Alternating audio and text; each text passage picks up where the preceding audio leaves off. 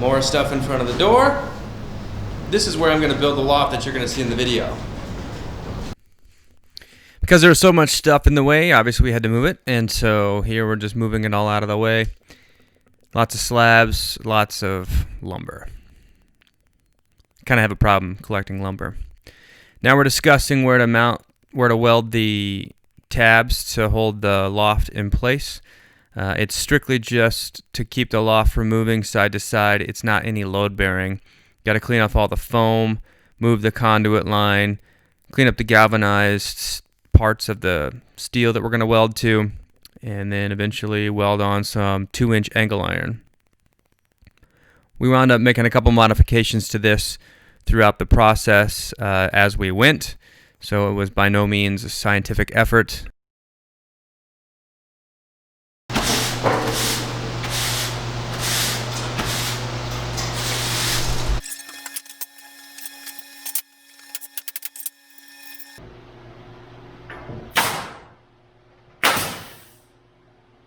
Got her jammed. What's wrong with it? Yep. Can you see the problem? Jammed.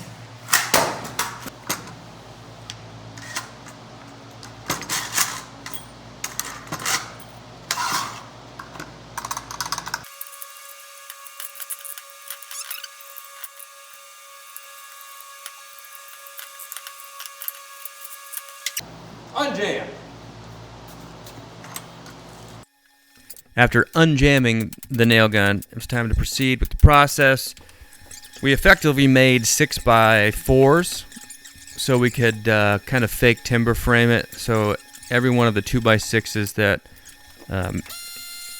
make up the exterior of this loft could be resting on a 2x4 instead of just counting on the nails to hold all the weight.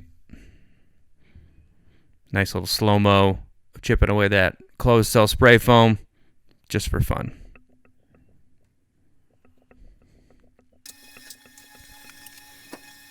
Did our best to make everything as plumb and level as possible. And my slab in this shop is not exactly level at all, and it was poured very poorly, pun intended. So it was a challenge to keep everything level. There was several inches of fall, even in the small 7-foot, 8-foot run of this loft. And we had to kind of account for that as we went, so there was no really pre-cutting of any materials. It was basically cut it as you go. Here we're determining the height of the workbench, so it fits with my stool. Instead of having it at 30 inches, I believe it was 36 for kind of standard counter height stool. So that's what I have there.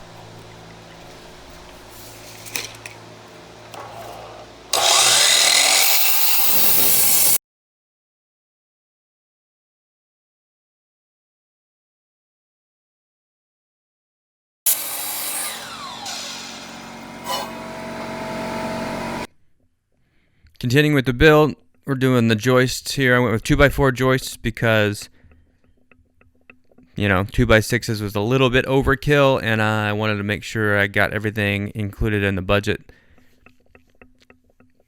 Putting in some middle supports for when I make shelves and for the workbench. That was pretty key because, as you see, we moved it in and out of the wall several times, and I got tired of that, so we tried to plan everything so we could only, so when we finally put it against the wall, we wouldn't have to move it again. Here I'm finally welding on the angle iron bracket that we made. It's basically bolted to the wall anyway. Sure. I don't know how much more stable you want it than this. No? You want to... Oh, what I forgot is the ladder. Whoops! Try on the outside here. You want it on the outside anyway. That's true. Plywood? Yeah. It's time for plywood.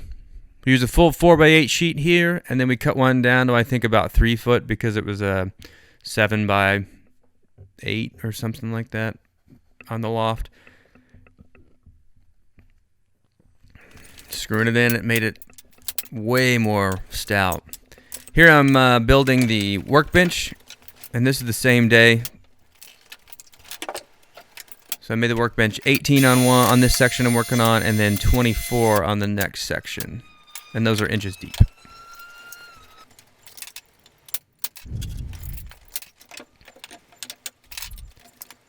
Just working solo, fitting up the back part of the workbench. Again, this is just mainly planned out roughly in my head, and then it really comes to building it in the moment. Bringing in the plywood. This is a bunch of scrap that I had, and it's actually the scrap that all the slabs were sitting on. And so instead of having to buy more plywood, I just reuse the scrap. I think this is 5/8 material. Just finishing up the plywood run here. It's an 18-inch depth on the workpiece. And I cut it and put it in there, and that's about it for loft build 1. That was how we built part 1 of the loft. This is it's like a week and a half later, and I forgot to do a final walkthrough on the first section before the second section went in, so I'm going to give you that right now. So check it out. Up here's all the storage. We have about 5 feet of storage at its tallest point, and then about 40 inches down there where the wall and the roof line meet. We've got a workbench in here, stool for sitting. Got my pencil sharpener, always key.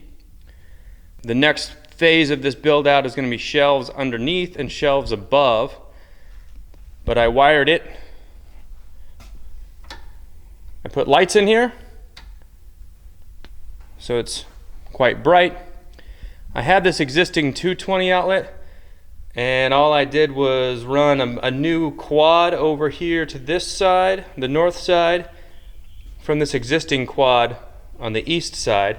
And I had to make this a junction box so I could run the quads in a little bit more accessible area. But that's the loft, part 1. Part 2 is the next video, and that'll be out really soon, so check that out. Thanks for watching part 1 of the loft build. If you like what you saw, I'd ask you to subscribe if you're not already, and share the channel with anybody you think would enjoy it. So coming up will be part 2 of the loft build. And until next time, thanks for watching.